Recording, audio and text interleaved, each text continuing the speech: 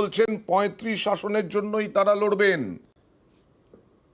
আমরা পাখির চোখ করে এগোচ্ছি, আমাদের ৩৫টা আসন চাই এবং আমরা নিয়েই ছাড়বো। লোকসভার দামামা বেজে গেছে, হাতে আর ৩ মাস সময়, সম্পূর্ণভাবে সমস্ত লক্ষ্য আমাদের পশ্চিমবঙ্গে।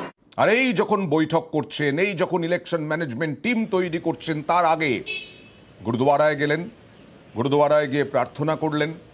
গুরুদুয়ারায় শুভেন্দু অধিকারী, জেপি নাড্ডা একসঙ্গে, অমিত শাহ এসেছেন, জেপি নাড্ডাও এসেছেন। তারপরে কালীঘাটে গেলেন, কালীঘাটে পুজো দিলেন। কালীঘাটে গিয়ে পুজো দেওয়ার পর গুরুদুয়ারায় প্রার্থনার পর একেবারে কৌশলী বৈঠক। সেই কৌশলী বৈঠক হচ্ছে লোকসভা নির্বাচনের আগে বাংলা থেকে কটা আসন সব থেকে বেশি নেওয়া যায় লোকসভা নির্বাচনে, বিজেপির পক্ষে যায়, সেইটা নিয়েই, লক্ষ্য নিয়েই অমিত শাহ বৈঠক করছেন এই মুহূর্তে। আর অমিত শাহ